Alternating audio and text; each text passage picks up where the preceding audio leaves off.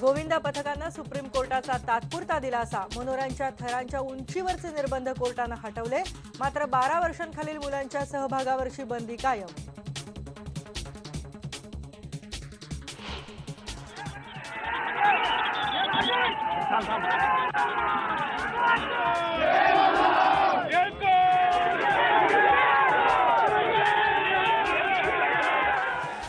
राज्यात धनगर आंदोलन पेटलं। बारामतीत दुकानांची तोडफोड आणि जाळपोळ, साताऱ्यात हाणामारी, अनेक ठिकाणी चक्का जाम आणि रेल रोको।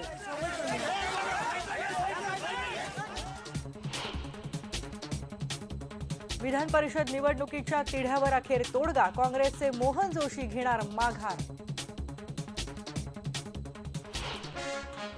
विकट साहेबांचा फोन आला, त्या फोनवरती नको ते बोलले। काय बोलले? शिवीगाळ केली तरी तुम्ही? म्हणजे काय तुमचं? मी ते सांगू शकत नाही अशा प्रकारे। म्हणजे का रे तू राष्ट्र म्हणजे धनगर समाजाला पाठिंबा देणार काय समजतो तू? म्हणजे सुरुवातच असं केली।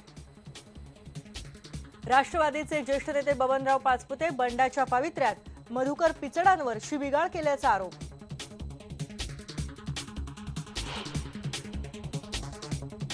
खैरलांजी प्रकरणाचा खटला आता सुप्रीम कोर्टात चालणार। आरोपींच्या जन्मठेपेच्या हायकोर्टाच्या शिक्षेविरोधात भैयालाल भोतमांगेंनी दिलं होतं आव्हान।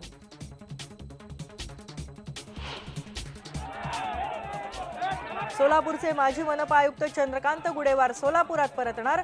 मुंबई हायकोर्टानं केली गुडेवारांची बदली रद्द।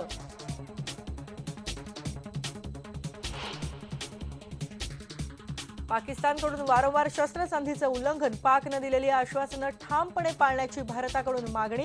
स्वातंत्र्य दिनाच्या पंतप्रधान नरेंद्र मोदींच्या पहिल्या भाषणापूर्वी दिल्लीत कडक सुरक्षा व्यवस्था।